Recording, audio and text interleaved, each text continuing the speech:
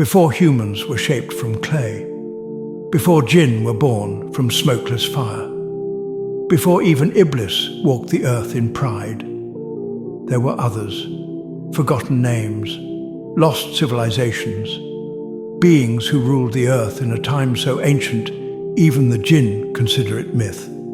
They were called Hin and Bin, creations who lived, fought, rebelled, and were wiped out. This is their story, and the rise of Iblis, the one who would one day become Shaitan. Islamic scholars, including Ibn Kathir, Mujahid, and others, explain, before Allah created Adam, alayhi salam, He created the jinn.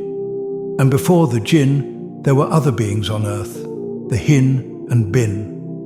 Though not mentioned by name in the Quran, these creatures are referenced in early tafsir and narrations passed down through the companions, especially from Ibn Abbas. They were mortal creatures. They ruled the earth for thousands of years, long before the angels descended to purify the land. But they were not righteous. They filled the earth with violence, bloodshed, and oppression. The Hin and Bin lived in tribes and empires. They built structures, roamed vast lands, and warred with one another endlessly. Ibn Kathir says, they spread mischief and shed blood, so Allah sent the angels against them. Some narrations say they even had spiritual energy like jinn, but lacked the intelligence and discipline to obey. They became drunk with power, and earth became a battlefield, until the heavens intervened. Allah sent down an army of angels to cleanse the earth. These were the earliest divine interventions. The angels descended like a storm, righteous, unstoppable. They wiped out the Hin and Bin, crushing their rebellion and casting their remnants into faraway lands. Some scholars suggest a few survivors still exist, deep in the earth, far from human eyes, as forgotten whispers of history. With the earth cleansed, Allah decreed, a new creation shall rise, and with it a new test. And we created the jinn before humans from scorching smokeless fire. Surah Al-Hijr 15:27. From this raw, primal fire, Allah created a new race, the jinn. They were invisible, powerful, and full of free will.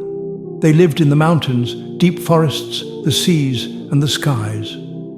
Among them was one, gifted with incredible strength, intellect, and devotion. His name was Azazil. He would later be known as Iblis. Iblis was not born evil. In fact, he was among the most pious of the jinn. He worshipped Allah day and night, fought evil among his kind, and rose in ranks until he was allowed to live among the angels in the heavens. This was a rare honor, not because he was an angel, but because of his sincerity and discipline. He was from the jinn, but he was among the angels because of his righteous deeds. Tafsir Ibn Kathir, Surah Al-Kahf, 1850. He became a symbol of obedience, until something changed. As centuries passed, the jinn, like the Hin and Bin, began falling into arrogance and chaos. They formed kingdoms, waged wars, defied Allah's laws. Iblis stood firm, battling these rebel jinn. Some narrations say he led angelic forces to restore peace, which further elevated his status in the heavens. But pride slowly began to brew in his heart. One day, Allah made a powerful declaration. Indeed, I will create a new being, a Khalifa, to represent me on earth. Surah Al-Baqarah 2:30. The angels asked, will you place upon it one who causes corruption and sheds blood? They had seen it before, in the Hin, the Bin, and even the jinn. But Allah replied, indeed, I know that which you do not know. A new creation was coming, one made from clay, not fire. When Allah fashioned Adam, alayhi salam, with his own hands and breathed into him the soul, he commanded the angels and Iblis to prostrate in humility. And when we said to the angels, prostrate to Adam, so they prostrated, except Iblis. Surah Al-A'raf 7:11. Iblis refused. I am better than him. You created me from fire and him from clay. Surah Sad 38:76. That was the moment. The pious became proud, the humble became hateful. Allah asked, "What prevented you from prostrating?" Iblis answered with arrogance. So Allah expelled him from his mercy.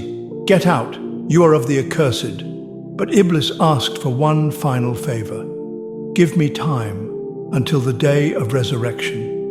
Allah granted him that time, and Iblis made his mission clear.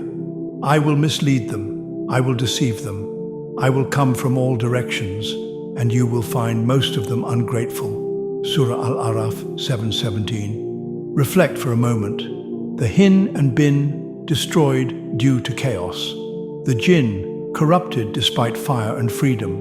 Iblis fell not because of weakness, but pride. And now us. We are the third major creation to walk this earth with free will. We must learn from what came before. Iblis never forgot his past. He once worshipped with angels. Now he swore to drag others down with him. He hates humans, not just because we replaced him, but because Allah chose us over him. And to this day, his whispers carry the ancient rage of all those fallen civilizations. They don't deserve earth, he believes. They will destroy it like the Hin, like the Jinn, like I almost did. And sadly, many have proven him right. Allah created us for something greater, to worship, to build, to live with justice, not to repeat the cycle of the forgotten. Let us not be like the Hin, lost in rage, or like the Jinn, consumed by desire, or like Iblis, destroyed by pride. Instead, let us remember our origin and our purpose, because those who forget the past are doomed to become its next forgotten page.